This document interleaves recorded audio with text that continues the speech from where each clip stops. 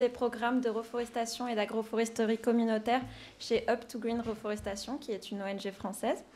Et aujourd'hui, on va vous présenter notre table ronde sur le sujet entreprises et ONG. Quelles coopérations mettre en place au service de la résilience écologique et sociale des territoires. Donc, nous avons décidé d'organiser une table ronde sous un format participatif. Donc, vous pouvez poser des questions. J'espère que ça va marcher, le système. Au pire, on lèvera la main dans la salle. Tout d'abord, je vais remercier les personnes qui ont accepté d'intervenir. Donc, Bérangère Lagrolet, responsable RSE du groupe Kering de Balenciaga. Voilà. C'est juste un peu le contraire, c'est Balenciaga du groupe Kering. Ah oui, pardon. Muriel Chagnot, coordinatrice RSE France pour Veolia Eau et en lien avec la fondation Veolia. Voilà. Et David Collomb, président et fondateur de l'ONG Up2Green Reforestation, qui est ici. Alors, est-ce que vous pouvez vous présenter en quelques mots ? Moi, je suis donc responsable RSE pour la maison Balenciaga, qui est une petite maison du groupe Kering, une maison de couture, et qui existe depuis 1937, qui a été créée par le maître Cristobal Balenciaga, et donc qui est spécialisée en articles de luxe, textile, maroquinerie, etc. Bonjour à tous, donc merci de m'avoir conviée ici. Donc Muriel Chagnot, je me présente, je suis coordinatrice RSE, maintenant raison d'être pour ce qui concerne Veolia, développement durable donc pour la branche française et pour l'activité eau de Veolia. C'est-à-dire que nous avons en fait un certain nombre de sites locaux, de quasi-PME, qui exploitent les stations d'épuration, les réseaux d'assainissement, les usines d'eau potable, les réseaux d'eau potable et un certain nombre d'autres activités chez les industriels, par exemple, afin de notamment protéger le milieu et alimenter en eau les personnes qui sont raccordées ou pas, d'ailleurs, la question des migrants, bien sûr, s'est posée, à ces réseaux. Bonjour à toutes et à tous. Donc moi, David Collomb, je suis président fondateur d'Up2Green Reforestation. Up2Green est une association loi 1901 qui a été créée en 2009. Donc il y a un peu de recul sur le sujet par un groupe d'ingénieurs du génie rural des eaux et des forêts dont je fais partie et qui souhaitaient, à titre bénévole, au-delà de leurs activités dans le monde économique, on voulait continuer à avoir une action très opérationnelle et très concrète sur le terrain. Par rapport, on se remet dans les années 2010, on n'est pas en 2020, par rapport à cette problématique montante de la déforestation qui nous alarmait beaucoup. Et on souhaitait donner une grosse partie de notre temps libre justement à développer une activité qui serait constituée à terme de salariés et autres pour défendre la planète et défendre les écosystèmes qui sont en danger. Alors ça reste une goutte d'eau, mais après 10-12 ans, on a une forme de maturité de partenariat justement qu'on a réussi à créer avec des entreprises. Et merci aux témoins aujourd'hui. Et cette idée de table ronde, elle correspond un peu à un questionnement que l'on a sur, voilà, on est en 2020 aujourd'hui, c'est quoi la bonne relation entre une ONG et une entreprise pour faire du bien à la planète. Voilà, c'est ça qui nous anime aujourd'hui. Et on va vous présenter un peu plus avant Up2Green, je crois. Voilà, pour compléter la présentation d'Up2Green, je vous propose de regarder une petite vidéo rapide. Alors, est-ce que ça marche ? Up2Green Reforestation is a French non-profit organization. We design and develop reforestation and community. C'est bizarre, pourtant le diapo il marche. Peut-être mettre. Je vais regarder. Hop. Bon, l'ordi ne marche plus. Je retente. Up2Green Reforestation is a French non-profit organization. We design and develop reforestation and community agroforestry programs around the world. Our objectives are the preservation of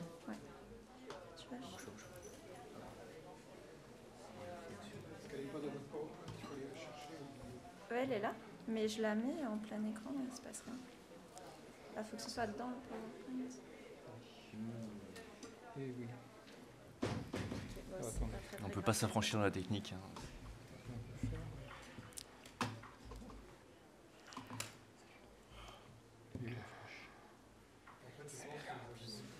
Oui, parce Est-ce qu'on est en double écran sur ça? Ah oui, bah moi je connais rien. Oui, il faut prendre la vidéo et l'emmener sur cet écran. Ouais, ok. Pas évident. Mais ce qui est bizarre, c'est que le PowerPoint s'affiche tout seul. Oui, c'est normal.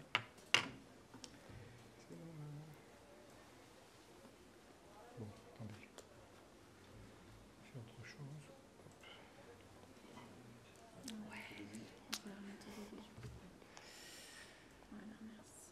To Green Reforestation is a French non-profit organization. We design and develop reforestation and community agroforestry programs around the world.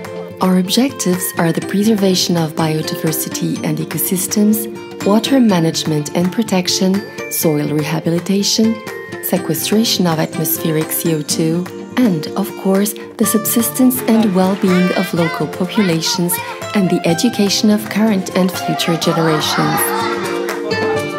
Since its creation in 2009, Up to Green Reforestation has taken action in 12 countries in Africa, Madagascar, Central and South America, and Asia. By 2018, 6 million trees of 150 different species were planted, 270,000 tons of CO2 were stocked, helping 8,000 families and 37,000 people around the world. The planted trees are owned by local farmers and their communities. The benefits of our programs are multiple: increased economic resources, better access to diversified foods, knowledge of sustainable techniques, and awareness of younger generations. For businesses and community partners, our dedicated or pool programs allow them and their stakeholders to actively and directly get involved to build awareness with their teams to foster and promote CSR culture and offset their CO2 emissions. Join us to implement reforestation and community agroforestry in your CSR initiatives. Voilà. Bon, j'espère que tout le monde parlait anglais. Hein. Du coup, voilà. Je vais juste mettre un petit diapo.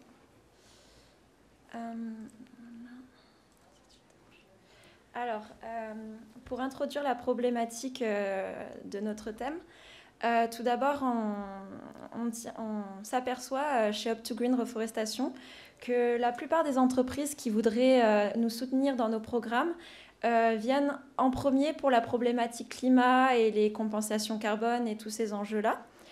Or, souvent, ce qui est dommage, ce qu'on remarque, c'est qu'il y a juste cette problématique qui prend le dessus sur toutes les autres problématiques environnementales, telles que le maintien de la biodiversité, la préservation de la ressource en eau, mais aussi la lutte contre l'appauvrissement et l'érosion des sols. Or, si on construit des programmes qui prennent en compte un seul enjeu environnemental, on risque d'oublier les autres et même de faire des programmes qui pourraient être néfastes pour les autres enjeux. Donc, par exemple, si on prend l'exemple de la course à la plantation d'arbres pour créer des puits de carbone dans le monde, etc., parfois on oublie les autres enjeux comme la biodiversité, et ce qui va conduire certains programmes à planter des arbres qui effectivement vont stocker beaucoup de carbone et avoir une croissance rapide, mais qui ne sont pas forcément des espèces natives ou qui ne seront pas forcément plantés aux bons endroits, comme des terres qui étaient avant forestées. Donc on trouve des programmes de plantation d'arbres dans des marais ou dans des prairies qui sont des écosystèmes qui ont toute leur importance pour la biodiversité. Et ça, c'est dommage parce que du coup, c'est quand même dommage de s'engager dans un programme environnemental si c'est pour avoir des impacts négatifs comme ça. Donc c'est pour ça qu'on pense que c'est très important de lier tous ces enjeux ensemble. Et il y a autre chose aussi, c'est qu'il ne faut pas oublier de lier les enjeux environnementaux aux enjeux sociaux. En effet, tous les programmes, les principales causes de destruction des écosystèmes et notamment des forêts, c'est les causes anthropiques comme l'élevage intensif, l'exploitation forestière, enfin bref, plein de causes diverses. Et du coup, si on ne prend pas en compte les enjeux des communautés locales et qu'on plante juste des arbres, on n'est pas sûr d'avoir un programme pérenne et que les arbres seront là après 10 ans, 20 ans, etc. Donc c'est aussi pour ça que Up to Green, comme beaucoup d'acteurs de la reforestation, s'intéresse aux aspects sociaux et au développement de filières alternatives à la destruction des écosystèmes, au renforcement de populations vulnérables, etc. Donc, David, peux-tu en quelques mots reformuler cette problématique de cohérence entre les enjeux des entreprises et des ONG ? Oui, merci Margot. Ouais, en quelques mots, quand on avait posé cette problématique aussi, c'était se dire, voilà, les personnes qui s'engagent à titre bénévole ou salariés ou autres dans des associations, des ONG, pour faire du bien à la planète au départ, c'est qu'ils ont une volonté d'avoir une action efficace, de long terme, pérenne, mesurable, pour le bien de la planète et des personnes qui y habitent. C'est quelque chose qui procède souvent d'un engagement avec les tripes, avec le cœur. Et la résilience des territoires, qui sont les sujets sur lesquels on travaille, sur ces écosystèmes que tu as décrits rapidement, Margot, cette résilience, elle nécessite du temps. Et l'avantage de l'ONG, c'est que elle est transmissible, elle rassemble des énergies, et les gens décident de faire des choses bien, quel que soit le temps que ça prendra. Y a pas de... L'ONG ne rend des comptes qu'à elle-même, finalement, et à ses membres et à son association. Donc elle a cette autonomie, elle a la capacité de dire non, ça me plaît pas, c'est pas convenable scientifiquement, et donc je ne le ferai pas. À l'inverse, ça c'est pertinent, et donc je m'y engage, et j'y mets mon énergie, etc. C'est une forme de liberté qui est assez précieuse, et qui fait, à mon avis, sa raison d'être à l'ONG. De l'autre côté, ça ne s'oppose pas nécessairement, mais en tout cas, c'est une contradiction qu'il faut, je pense, collectivement, on arrive un petit peu à dépasser, à transcender. C'est l'entreprise, elle est soumise à des pressions par rapport au facteur temps, toujours, des pressions parce qu'elle a des résultats financiers à fournir, elle a des résultats extra-financiers de plus en plus à fournir. On lui impose parfois de faire des bilans de gaz à effet de serre ou autre, elle doit rendre des comptes par rapport à ça. Et lorsqu'elle s'engage sur des actions avec une association, par exemple, souvent elle veut des résultats de court terme. Et c'est normal parce que même d'un point de vue réputationnel, elle ne fait pas toujours les choses pour dans 20 ans ou dans 30 ans. Enfin, ça ne paraît pas immédiat. Et donc, on s'est dit, voilà, comment est-ce qu'on peut résoudre parfois cette contradiction liée probablement à ce facteur temps entre le positionnement des gens engagés dans l'ONG et le positionnement de l'entreprise qui, et c'est pas péjoratif, mais qui est souvent plus court-termiste, ou en tout cas qui procède d'une norme, du normatif par rapport à des exigences. Il y a le cas des Global Compact, il y a le cas, de plus en plus, il y a des labels de notation qui les met dans un cadre et elles sont obligées de le respecter. Voilà, donc ça c'est un peu toute la question qu'on voulait poser aujourd'hui. Et comment est-ce qu'on arrive à recréer ou à imaginer justement une collaboration qui permette de résoudre cette contradiction. Ok, merci David. Et je vais passer la parole à Bérangère de Balenciaga pour savoir qu'est-ce qui vous a motivé à monter un partenariat de mécénat avec Up to Green Reforestation. Oui, alors justement, je pense que David l'a évoqué, on est toujours un petit peu pris entre deux... dans une entreprise, entre le court terme, le long terme, entre l'efficacité, le sens. Je pense qu'il y a deux manières de répondre à cette question. Et la première, elle est dans le court terme, ou en tout cas dans la pression qu'on a en entreprise d'apporter des réponses à ces enjeux. Pression réglementaire, pression de l'ordre de l'image, de la notation, etc. Et à l'échelle d'un groupe comme Kering, évidemment qu'on ne peut pas en faire l'économie. Et c'est tant mieux, parce que je dirais que ça donne une urgence à cet effort d'apporter des réponses. Alors, la réponse que le groupe apporte à ces enjeux environnementaux, c'est une stratégie qu'on a définie à l'échelle 2025 dans un premier temps. Et encore une fois, c'est tant mieux, parce que ce court terme, il nous oblige à être efficaces.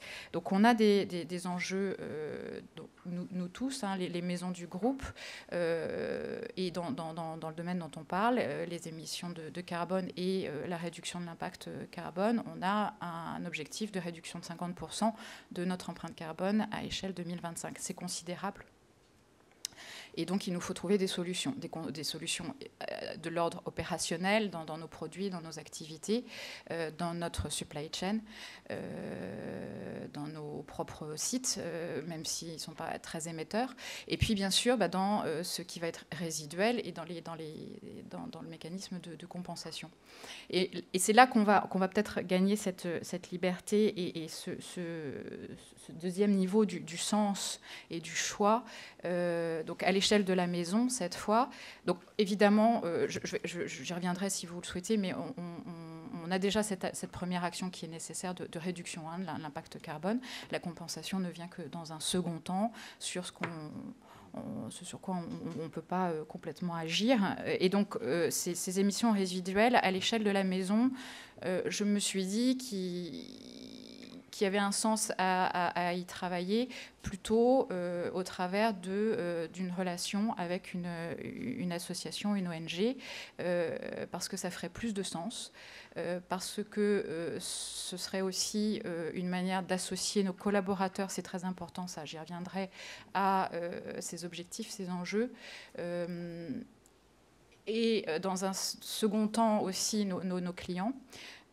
Et puis parce que quelque part pour moi il n'y a d'action que locale et je pense que moi ce qui me parle dans les projets d'Up to Green, c'est vraiment cette approche globale, cette notion de résilience qu'on évoque et ça fait vraiment écho aux différents engagements de la maison.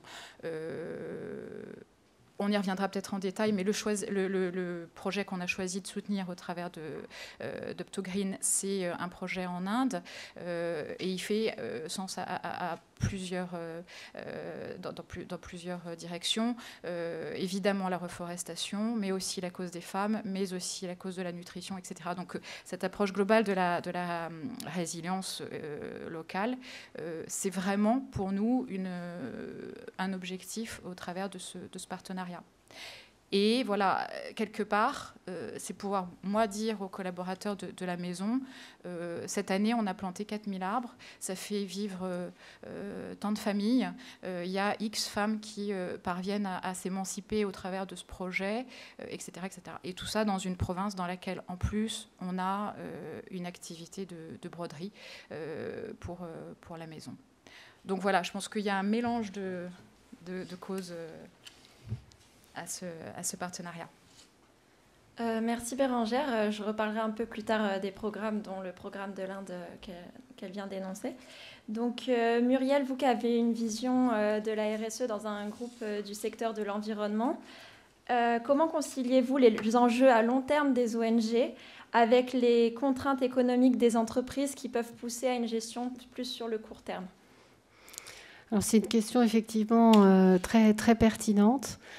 Donc, à Veolia, c'est vrai, nous sommes donc une entreprise de service de l'environnement. Et c'est vrai qu'en tant qu'entreprise, un certain nombre de nos salariés ont aussi une perception du long terme. Et ça, c'est lié au patrimoine, en fait. Parce qu'il y a des installations avec un patrimoine qui est fait pour durer longtemps.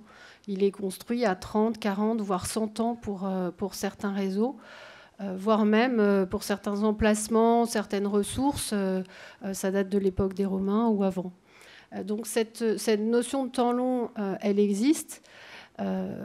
Pour autant, au niveau par exemple de notre stratégie, Bérangère, tu parlais de l'horizon de notre stratégie, on a actuellement une stratégie au niveau du groupe qu'on a nommée Impact. Impact d'ailleurs, bien sûr, positif, réduire les impacts négatifs, Impact 2020-2023. Donc on voit que c'est des programmes qui sont assez courts, très dynamiques, avec des résultats attendus, un certain nombre d'indicateurs. Donc ça, c'est bien aussi parce que ça nous met le pied dans l'étrier. Et moi, j'ai compris que c'était pas dans 10 ans et que les gens comprennent super mieux quand on leur dit, voilà, vous avez un peu tel score maintenant. Et c'est pas un jeu parce que c'est des sujets qui sont graves. Mais ça donne envie de s'atteler en morcelant aussi en fait une montagne. On dit la montagne, elle se gravit avec des pas. Et donc en donnant des pas qui sont atteignables et ambitieux à la fois. Parce que ce qu'on a tous compris, je crois, c'est que maintenant, on doit mettre toutes les forces en même temps et à fond, vu les enjeux qu'on a ensemble. Autre chose, on a aussi le pas de temps des collectivités, des industriels, des consomme-acteurs, des citoyens, qui là peut être un peu différent. Donc c'est pour ça que là, dans notre partenariat avec Up2Green, je pense que aussi bien nos exploitants que les managers sont... Je ne dis pas qu'ils ont immédiatement l'instinct, il faut le traduire, mais ils sont quand même relativement réceptifs une fois les choses présentées. C'est-à-dire que, OK, on a comme cet enjeu de réduction carbone et d'adaptation, mais on souhaite avoir un impact équilibré, et puis on ne souhaiterait pas avoir une action qui soit contre-productive. Donc ça, ils sont capables de le voir. Ils sont capables aussi entre guillemets, s'intéresser et s'adapter un peu à la façon de fonctionner des associations. Mais là aussi, c'est aussi d'ailleurs un peu mon rôle, ou le rôle de la Fondation Veolia, ou des parrains et des marraines qui sont des salariés au sein de l'entreprise et qui font le pont entre les mondes. Et aussi tout simplement parce qu'on a des salariés qui peuvent être engagés eux-mêmes à titre personnel et professionnel dans des associations. Donc ça facilite la compréhension. Pour autant, après la compréhension, pourquoi on a fait ce choix et vis-à-vis des citoyens, des collectivités, c'est encore une autre étape. Et les envies, je dirais, ne sont pas les mêmes. Donc là, justement, on va par exemple choisir quelque chose au Sénégal parce qu'on a une collectivité cliente qui a déjà des actions dans le cadre d'une loi que vous connaissez peut-être, qui est super, qui est la loi Oudin-Santini, qui a permis justement d'aider financièrement, sur la base des budgets de l'eau et de l'assainissement, des pays en développement et des programmes hors du sol français. D'accord. Et du coup, comment vous conciliez vos enjeux économiques, environnementaux et sociétaux ? Alors ça, c'est vraiment un pari de tous les jours. Et je dirais que notre nouvelle stratégie, la raison d'être que Antoine Frérot, le COMEX et l'ensemble des salariés ont décidé de bâtir l'année dernière, va nous y aider. Parce que jusqu'à maintenant, ça fait longtemps, ça fait plusieurs dizaines d'années qu'on essaye de concilier tout ça. C'est pour ça aussi que la notion de RSE, on est maintenant dans la période post-RSE. Ça ne veut pas dire que la RSE, on l'oublie. Ça veut dire qu'on essaye de l'intégrer au cœur des activités, tout en continuant à faire des choses spécifiques en plus de notre activité pour les territoires, si possible de façon désintéressée, pour notre ancrage territorial. Mais donc l'idée, ça a été d'intégrer dans notre raison d'être les différents piliers et de dire que le pilier financier économique n'avait pas plus de poids et devait être géré de façon équilibrée par rapport aux autres piliers. Ça, c'est une révolution. Parce que le dire, c'est bien, mais le faire, et là, on s'est doté du coup d'engagement, 18, la liaison, vous m'aidez, 18 engagements concrets qui, en fait, pour nous, en interne, se déclinent par une multitude d'engagements pour répondre à ces engagements piliers. Et ça on va en tenir compte. Et on va même en tenir compte pour l'évaluation des dirigeants, peut-être aussi petit à petit pour valoriser et tenir compte de l'implication des salariés sur ces autres domaines. Aussi parce qu'on s'est rendu compte qu'une entreprise qui vit que pour, par exemple, des actionnaires ou des euros, ça n'a aucun sens et ça n'intéresse personne. Et vu les enjeux qu'on a maintenant, c'est has-been, enfin, c'est fini. Donc on est dans cette nouvelle ère et si on ne répond pas correctement à ces piliers, les gens vont pouvoir nous critiquer et on va devoir répondre. Et ça, cet échange, cette critique, y compris d'ailleurs des associations qui vont nous dire là, Veolia, nous, on ne voit pas du tout les choses comme ça, donc il y aura de la contradiction qui va du coup nous faire progresser. D'accord. Et est-ce que vous pouvez nous donner juste rapidement un exemple de vos engagements pris dans la biodiversité, par exemple? Oui, la biodiversité me tient particulièrement à cœur parce que c'est souvent l'engagement qu'on oublie. Hein. C'est un socle, mais quand on interroge nos parties prenantes, quand on interroge les salariés, tout le monde, ben, celui-là, ça paraît entre guillemets une évidence et on s'en rend compte que quand on ne l'a plus, quoi. Donc là, on a des engagements concrets hein, sur 150 sites dans le monde, de faire un diagnostic, un plan d'action et un score biodiversité. Là, avec des engagements vraiment sur les 3 ans, c'est-à-dire qu'on veut avoir refait le point, avoir noté les actions et avoir amélioré le score en 3 ans. Alors vous allez me dire, ça c'est incompatible avec la biodiversité. C'est vrai, ok, tout à fait. Et c'est pour ça qu'on travaille avec des écologues et que le type d'engagement et le type d'action, on les prend pour que ça soit réaliste, mais que du coup on ait vraiment fait les pas en avant et qu'on ait changé la mentalité. Comme tu le disais tout à l'heure, l'important c'est que aussi les salariés, j'étais ce matin justement en réunion avec un MSL, hein, donc un responsable de service local. Il m'a dit « Ah ouais, ça c'est vraiment nouveau, mais ok, ça m'intéresse ». Et c'est ce déclic. Il y a 5 ans, on avait une démarche un petit peu moins ambitieuse parce qu'on n'imposait pas autant les plans d'action et la réalisation de toutes les actions. Et de discuter avec un gars qui était électromécanicien, chef d'usine, et qui en fait s'avérait être passionné et posait plein de questions pour son jardin, etc. Ça c'est une fois qu'on a ce déclic-là, on l'a après. Les gens, ils ont envie de l'intégrer dans les circuits de visite, que ce soit plus seulement l'usine, que ce soit ses impacts positifs et négatifs sur le milieu. Voilà.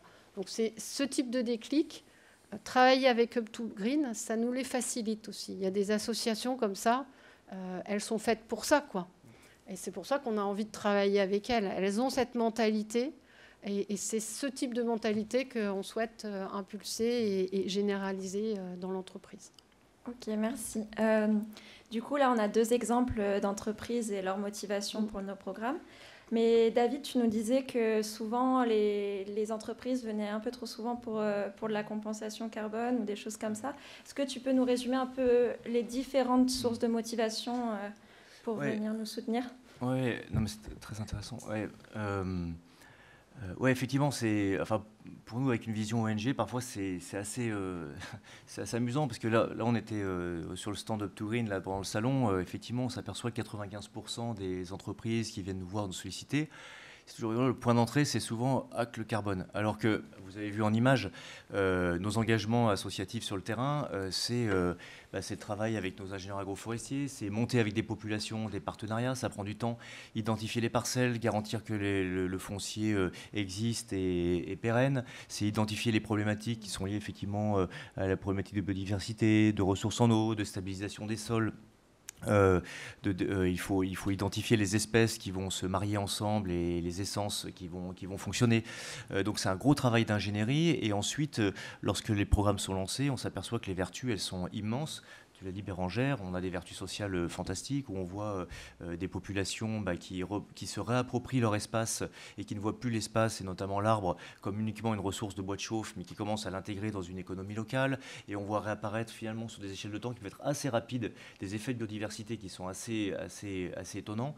Je prends l'exemple, on a un de nos programmes, et tu en parleras, Margot, je crois, en Amérique, en Colombie, à la frontière avec le Pérou, à 3000 mètres d'altitude, où les habitants se sont aperçus qu'à force de raser toute la végétation, ils n'avaient plus de ressources en eau et qu'ils ne pouvaient plus donner à boire à leur bétail.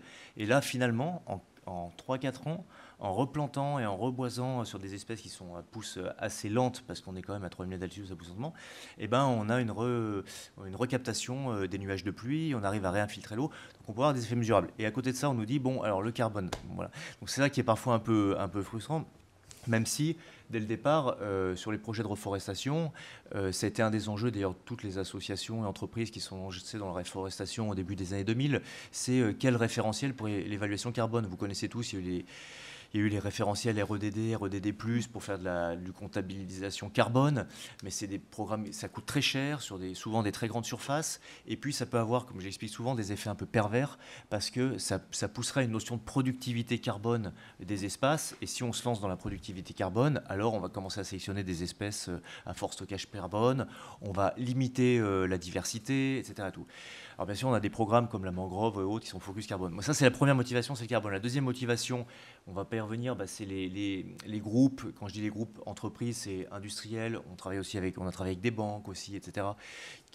Qui ont déjà des démarches RSE très structurées, qui sont déjà dans les notations extra-financières, qui ont des équipes dédiées, et eux, ils sont complètement matures dans leur démarche RSE, et pour eux, s'associer à une ONG comme nous, c'est faire du concret qui donne du sens, tu disais, aux salariés ou à ses clients, et des programmes que l'on peut aller visiter. Et dans ce qu'on peut offrir à court terme aussi à nos partenaires, parfois, certains décident d'envoyer 2 ou 3 de leurs salariés en reportage sur nos programmes tous les ans.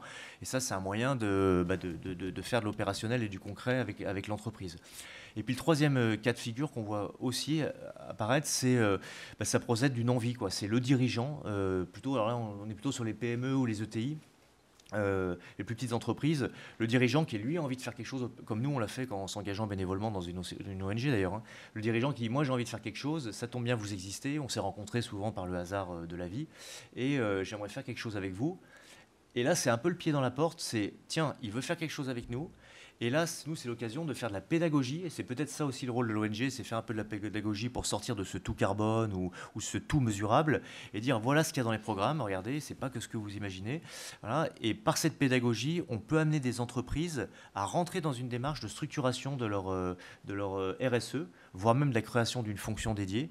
Et ça, c'est assez sympa, parce que du coup, on a fait le terrain et l'opérationnel a permis à quelqu'un dans une logique occidentale plus productiviste, de se dire tiens, je vais me lancer dans quelque chose en responsabilité sur du long terme. Voilà un peu les 3 cas de figure que l'on rencontre, quoi. D'accord. Et est-ce que quelqu'un aurait un avis sur le fait que c'est vrai que les entreprises s'intéressent beaucoup à leur empreinte carbone parce qu'on les challenge beaucoup là-dessus, et pourtant les entreprises ont bien plus d'impacts environnementaux que le carbone et sur le climat. Alors pourquoi on ne parlerait pas plutôt d'impact aussi sur la biodiversité, sur la ressource en eau, sur tous ces autres enjeux? Et pourquoi ça ne devrait pas être quelque chose sur lesquels on les challenge et quelque chose qui les intéresse? Enfin, pourquoi forcément que le carbone? Comment ça on en est arrivé là Je crois qu'on peut tous Je ne sais pas qui peut répondre à cette question. Dans la salle, vous devez pouvoir tous en parler. Ça vient un peu des protocoles de Kyoto, et il ne faut pas perdre de vue. Ne perdons pas de vue dans tout ça aussi les bonnes pratiques, hein. Ce qui sauvera la planète, c'est notre sobriété, hein. C'est la réduction de nos émissions carbone intrinsèquement, hein. C'est pas en plantant des arbres, il faut le dire clairement, hein. À moins de recouvrir vraiment tout. Et encore, il y a des calculs qui ont été faits. Je crois qu'il faudrait 1000 milliards d'arbres pour déstocker un tiers du carbone qui a été surémis depuis le 19e siècle. Donc voilà, ce serait super, mais voilà, la première action, c'est bien de réduire ces émissions et ensuite mais ça, c'est la vision globale carbone. Mais je pense que d'autres mieux que moi sont bien placés pour parler des empreintes hydriques, des empreintes sociales. Effectivement, je crois que le climat a eu un fort retentissement médiatique. On perçoit ses effets. Et à côté de ça, la métrique, pouvoir mesurer du CO2 et rapporter l'ensemble des gaz au CO2, ça permet aussi de suivre.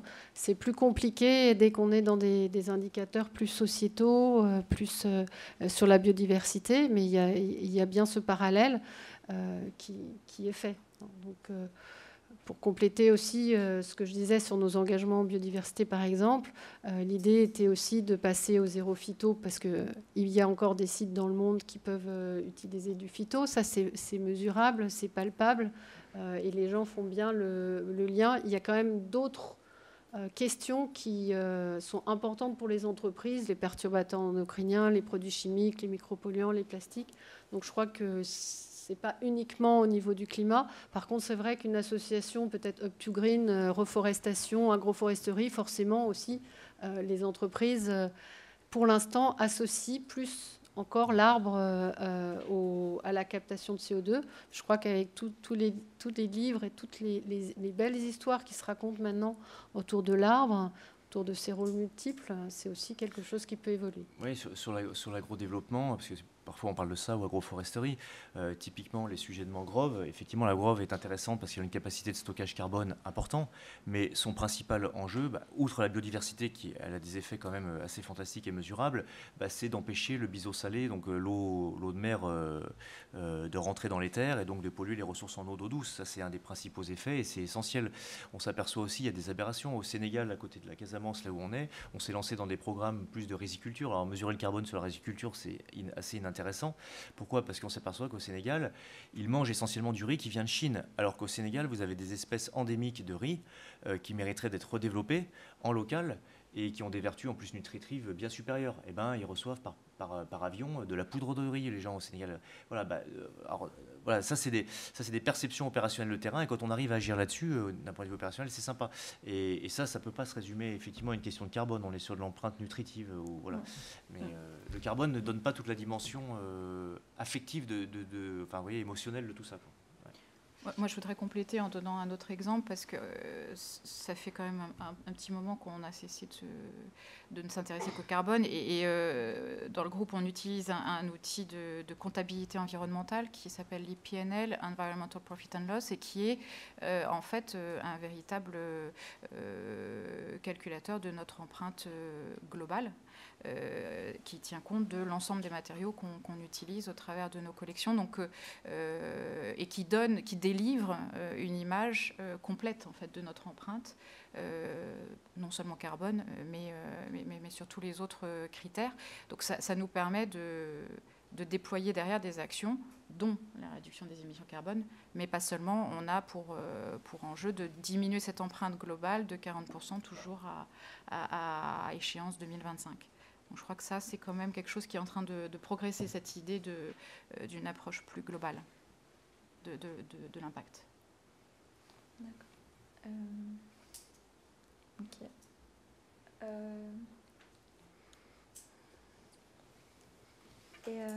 Du coup, Tu voulais expliquer les programmes, non? C'était pas ça. Ah oui, ouais. Oui, du coup, je vais en parler maintenant. Rapidement. Du coup, oui, pour illustrer un peu les différentes vertus que peuvent avoir des programmes de reforestation et d'agroforesterie, je vais vous prendre deux exemples, les programmes qu'on a en Inde et celui au Sénégal. Donc on voit quelques photos qui défilent de l'ensemble de nos programmes. Donc là, par exemple, c'est le programme d'agroforesterie qu'on a en Inde. Il y a quelques photos qui vont défiler aussi, on verra sur la mangrove au Sénégal et d'autres aspects qu'on développe au Sénégal. Donc tout d'abord, en Inde, alors comment on a débuté notre programme en Inde ? On s'est associé à une ONG locale qui avait l'habitude de travailler avec les communautés indigènes du Gujarat et qui faisait des programmes sociaux depuis longtemps. Maintenant, ça fait 18 ans qu'ils travaillent avec ces communautés, donc ils ont une bonne compréhension des enjeux de ces populations. Ils savent très bien comment ils fonctionnent, quelles sont leurs problématiques au quotidien. Et un de leurs programmes, comme l'a dit Bérangère, ils faisaient beaucoup de nutrition parce qu'ils se rendaient compte que beaucoup d'enfants étaient en malnutrition. Donc pour essayer de faire un programme qui était cohérent avec eux, qui n'avaient pas encore cette compétence de la forêt, de l'agroforesterie, etc. On s'est associés pour monter ensemble un programme d'agroforesterie où on plante des arbres fruitiers avec les communautés locales pour apporter de nouvelles sources de revenus, mais aussi des nouveaux moyens de subsistance, etc. Et diversifier l'alimentation des populations. Donc ça, c'est un programme quand même relativement récent, qui a quand même 4 ans. Mais du coup, maintenant que les arbres commencent à produire des fruits, on commence à réfléchir à aller un peu plus loin dans le programme et aider les populations locales à vendre les fruits qui commencent à être produits sur ces arbres. Donc à réfléchir à des coopératives avec eux, au montage de coopératives pour à la fois vendre les fruits, mais les autres ressources qu'ils produisent sur leur terre, comme des céréales locales. Et on pense aussi monter cette coopérative principalement avec des femmes, parce que souvent les femmes sont assez marginalisées de toutes les activités économiques de la zone. Et aussi parce qu'on s'est rendu compte que c'était principalement les femmes qui restent à la maison, qui s'occupent des arbres. Donc souvent, c'est les hommes qui se présentent au meeting pour dire qu'ils sont intéressés à planter des arbres, mais derrière, c'est qui s'en occupe? C'est plutôt les femmes, parce que dans la logique des foyers, c'est elles qui sont là-bas et qui s'en occupent. Donc on a aussi fait très attention à faciliter les formations pour que le maximum de femmes puissent venir, parce qu'au départ il n'y avait que les hommes, alors que ce n'est pas eux qui entretiennent les arbres, donc ce n'était pas très cohérent. Donc on essaie d'évoluer petit à petit sur ces différents programmes. Donc on avait d'abord commencé aussi avec un programme environnemental, d'éducation environnementale, où on était allé dans des écoles et on avait développé une mallette qui s'appelait Ma classe, ma forêt, et qui est une mallette pédagogique avec plein de supports qui permettaient de sensibiliser les enfants aux intérêts des différents écosystèmes forestiers dans le monde, les espèces qui y vivent, avec plein de supports de communication et des petits ateliers pour les intéresser. Et en échange de quoi, ils nous dessinaient un dessin, ils nous faisaient un dessin d'un arbre et on l'échangeait contre un arbre planté. Et ça permettait de les rendre un peu acteurs de la reforestation. Et c'était lors de cette action qu'on a commencé à travailler avec cette ONG qui connaissait bien les communautés locales. Donc l'ONG, elle s'appelle Vicalp. Et voilà. Ensuite, au Sénégal, un autre exemple, c'est parti d'un programme de restauration de mangroves, donc là aussi pour des idées de carbone, parce que la mangrove, ça stocke beaucoup de carbone, aussi bien dans les sédiments, dans le sol, que dans les arbres. Mais on a voulu aller plus loin, parce que c'est sûr que ça dépend des communautés locales, la préservation des mangroves. Donc pour intéresser les populations locales, déjà toutes les reforestations se font avec elles, après beaucoup de campagnes de sensibilisation. Ensuite, on les sensibilise sur le fait que les mangroves, ça leur permet de récupérer des terres rizicoles, parce que comme l'a dit David, ça constitue des zones tampons qui permettent de désaliniser les sols. Et la perte de mangroves a entraîné beaucoup de pertes de terres rizicoles, donc les gens n'étaient plus capables de cultiver le riz, qui est très important dans les traditions locales. Et en plus, on les a sensibilisés aussi sur le fait de les ressources halieutiques qu'apporte la mangrove, parce que les femmes récupèrent beaucoup des coquillages pour se nourrir, comme les huîtres, etc.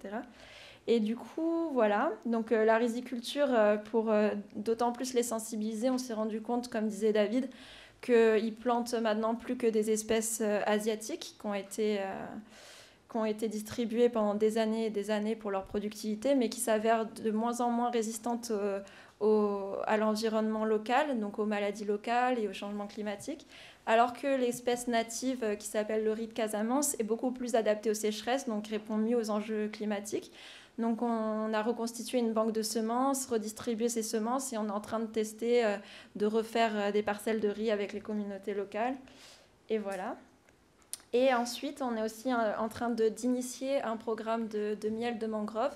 Donc c'est un miel qui est très particulier, qui est très apprécié pour le goût sucré-salé qu'il apporte. Et c'est du coup un miel qui est produit dans les mangroves avec les fleurs de palétuvier. Donc on a sensibilisé quelques familles de bénéficiaires à se lancer dans l'apiculture et récolter le miel. Et peut-être que quand le programme sera plus avancé avec plus de bénéficiaires, on pourra réfléchir au montage de coopératives et d'un produit à vendre sur le marché. Donc voilà 2 exemples de programmes assez globaux. Donc, mais n'hésitez pas, plus tard on a un stand à venir nous voir pour discuter. On a plein d'autres programmes dans plein d'autres zones géographiques. Alors, quoi d'autre? Alors David, oui c'est ça, il y avait une question. Après il y a peut-être des questions, on n'a plus que 7 minutes je crois. Ah oui. S'il y a des questions dans la salle d'ores et déjà, n'hésitez pas peut-être maintenant. Après on peut passer à la... Oui, s'il y a une question, sinon je relance sur autre chose. Ouais. Non. Ok. Bon, du coup, David, comment mettre en place une collaboration efficace entre les entreprises et les ONG? Est-ce que c'est compliqué de contractualiser entre une entreprise et une ONG? Oui, bon, on en revient un peu au début du sujet. Moi, je n'ai pas la réponse, puisque l'objectif de cette table ronde, c'était de poser la question, justement. C'est pour ça, peut-être, si vous avez des... Non, mais on y arrive très bien, mais...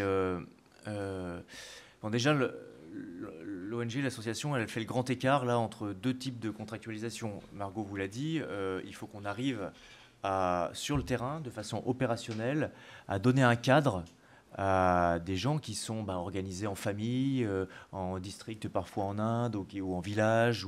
Voilà. Donc on a des typologies sociales déjà sur le terrain qui sont très variables, et on doit arriver à avoir une contractualisation qui rassure et qui soit conforme à ce qu'attend l'entreprise ici en France. Mais maintenant, évidemment, de façon opérationnelle sur le terrain, les gens, nos bénéficiaires, eux, ils travaillent tout simplement à faire ils sont très opérationnels, quoi. Ils travaillent à faire de la plantation, on fait des programmes pédagogiques, c'est dans les classes. Voilà, donc c'est quelque chose qui est, j'allais dire, vivant. Et on ne peut pas justifier un cadre où on dit, voilà, c'est tant de carbone qu'il nous faut pour telle année. Ça n'a aucun sens pour eux. Donc il faut qu'on arrive à traduire les enjeux et les objectifs auxquels on veut arriver sur le terrain avec une forme de contractualisation simple, lisible, mais en même temps auditable. Tous nos programmes sont édités par EcoCert Environnement, donc voilà, auditable, mesurable, tout en gardant ce caractère humain et biologique d'un programme. Et à l'autre bout de la chaîne, on a la contractualisation avec nos mécènes. Pourquoi je dis mécènes? Ça, c'est important parce que c'est un sujet, mais que toutes les associations, enfin beaucoup d'associations se posent aujourd'hui. C'est que il y a eu une tendance, je ne sais pas si vous vous souvenez, au début des années 2000, on disait toujours, enfin, je disais 2000, au début des années 2000, c'était un truc acheté, un arbre planté, quoi. Donc en gros, c'est la monétarisation complète du truc. On en est quasiment sorti aujourd'hui. Enfin, ces trucs on sait que c'est pas complètement pertinent, mais là, on est quasiment dans une notion d'achat. Et là, on glisse doucement vers des logiques de prestation de services. Or, le rôle de l'ONG, c'est pas ça. Le rôle de l'ONG, c'est de développer quelque chose écosystémique, global, on l'a vu, etc. Tout. Donc, il faut qu'on fasse comprendre ça à l'entreprise pour que l'entreprise accepte de contractualiser avec nous sur cet angle qui correspond à ce que fait justement une association. Et la question qu'on se pose toujours, c'est, là encore, je l'ai dit un petit peu au début, mais de la même façon, est-ce qu'il faut que ce soit l'association qui se tortille pour, raconter le programme avec ce que veut en entendre l'entreprise? Ça voudrait dire que le programme de Casamance, il faudrait parfois qu'on le raconte en parlant uniquement de kilogrammes de CO2 stockés par la mangrove. À un autre partenaire qui est engagé sur la biodiversité, on lui parlerait justement des huîtres, des crabes et des oiseaux endémiques qui se réfugient et qui nichent dans la mangrove. Et à un troisième, on lui parlait de nutrition et de filière. Voilà, donc c'est ça qui est assez particulier. Et c'est un peu tout notre enjeu, et je pense que c'est l'enjeu collectif que l'on a aujourd'hui. C'est comment est-ce qu'on arrive à être... Parce que Muriel l'a dit, on est quand même dans une urgence climatique, hein, on est dans une action du temps long, mais il y a quand même urgence, et notre objectif, c'est qu'on ait ce système. Voilà. Donc nous, l'ONG, souvent, nous, on s'est placé sur le thème du mécénat. Le mécénat, donc, c'est l'entreprise qui considère effectivement l'ONG dans sa particularité et qui fait un financement écosystémique sur lequel pourront être mesurés tel ou tel critère s'il le souhaite, d'où la notion de certification. Voilà. Ou est-ce que l'entreprise souhaite aller plus loin et veut carrément quasi de la prestation de service à l'arbre, au crabe, à l'huître, etc. Et tout. Voilà, c'était un peu la question ouverte. Si des gens ont des avis dans la salle, moi, je suis preneur, ça m'intéresse beaucoup. Voilà. Peut-être juste pour donner aussi un exemple concret, nous, l'idée qu'on a eue en région Centre-Est et à Haut-du-Grand-Lyon, c'était aussi tout simplement de faire une semaine auprès des associations, de choisir un panel de 12 associations et de donner l'opportunité aux salariés d'aller passer la journée avec l'association de leur choix pour comprendre en fait le langage, comprendre ce qui se passe. Un certain nombre ont envie de s'engager mais ne l'ont pas forcément encore fait. Et donc ça permet de rapprocher en fait des gens, hein, parce que c'est des papiers, c'est des contrats, c'est des chiffres, mais c'est surtout des gens on se rend compte que certains qui font partie des ONG n'ont jamais travaillé dans le secteur de l'entreprise ou ont peu de gens dans leur entourage. Et à l'inverse, des gens qui sont dans des entreprises n'ont pas tellement de contacts, à part peut-être pour signer un chèque un peu prestat, justement. Donc cette image, je vais aller faire telle activité, je vais acheter une prestation. Ok, merci. Juste pour conclure, du coup... Sauf s'il y a des réponses, sauf s'il y a des réponses dans la salle. Je laisse une dernière chance pour une question dans la salle. Oui. J'ai juste une question, parce que vous avez évoqué différents liens entre les ONG et les entreprises, à savoir soit la sollicitation achat crédit carbone, etc., soit une sollicitation ou un partenariat de l'ordre du financement, en fait, d'une action sur laquelle l'entreprise donne de l'argent et, ma foi, pas forcément d'intérêt direct à ce qu'il se passe quelque chose, si ce n'est son envie de bien faire. Est-ce que du coup, quel est le rôle que vous considérez être celui des ONG sur la place de l'ONG dans la chaîne de valeur de l'entreprise? C'est-à-dire qu'une entreprise, elle va, si c'est une industrie de produits, elle va se sourcer, s'approvisionner dans des zones, etc. Et je me dis que l'ONG a probablement cette vertu-là d'avoir une approche holistique, parce qu'il y a pas le carbone, la biodiversité, le social, et c'est tout à fait connecté. Et du coup, l'ONG pourra apporter une compétence et un regard pertinent sur, dans son business model, quelle est la bonne manière de faire les choses. C'est un peu ce que j'ai un peu évoqué tout à l'heure, c'est justement dans ce dialogue, et c'est l'avantage de l'ONG, c'est qu'elle est libre de parole et de pensée par rapport à l'entreprise qui parfois est dans ses contraintes, et se servir de n'importe quel point d'entrée de l'entreprise, ça peut être le carbone, son envie de bien faire, etc., tout, pour justement après ouvrir un peu ses chakras sur justement cette approche complètement écosystémique et holistique des programmes et arriver à une prise de conscience. On pourra en parler encore longtemps, mais il y a des entreprises, je la citerai, je sais pas si on ne cite pas forcément les noms d'entreprises, mais qui étaient venues nous voir, elle faisait des instruments de musique en bois, etc., et tout, grandes entreprises, etc., et elle avait une problématique par rapport à ces jeunes salariés qui disait ouais mais je comprends pas parce qu'on va sourcer du bois je sais pas où sur la planète, voilà, en Asie, etc., et tout, et qu'est-ce qu'on fait en termes d'action concrète par rapport à cette déforestation à laquelle on participe, etc., tout. Et le dirigeant était assez démuni en fait. Bon, il n'avait pas de démarche RSE complètement structurée, mais en gros il dit moi je suis voilà, mon problème c'est que j'ai ma jeune génération qui n'accepte plus de ne pas avoir de réponse à ce genre de choses. Déjà ils n'acceptent plus plein de petits signes qui, nous, notre génération, ils disaient, nous semblent peut-être un peu anodins, la touillette en plastique au café, machin, etc., tout, et qui pour eux, ils le considèrent comme une preuve de sincérité de l'engagement de leur entreprise. Voilà. Bah, ça, c'est des trucs, parfois, le dirigeant, il ne le voit pas tout de suite. Il entend d'abord son directeur financier haute qui va lui parler carbone, etc., et tout, et en fait, il va s'apercevoir... Parfois, grâce à un programme de ce type-là, etc., et tout, il va engager un dialogue. On l'avait vu avec Cécile, on avait vu un séminaire d'entreprise où on avait été invités parce qu'avec les dirigeants, on avait signé un contrat. Et puis en fait, les jeunes sont venus nous voir en nous posant des questions mais super opérationnelles par rapport justement au sujet de biodiversité, etc. Et le dirigeant, on était presque un peu ébahi en disant tiens, là j'ai raté un truc, il faut que je m'y mette, quoi. Voilà, donc l'ONG, elle peut servir à ça, c'est apporter un regard ou une approche ou une intrusion un peu décalée dans l'entreprise pour lui ouvrir un petit peu ses perspectives.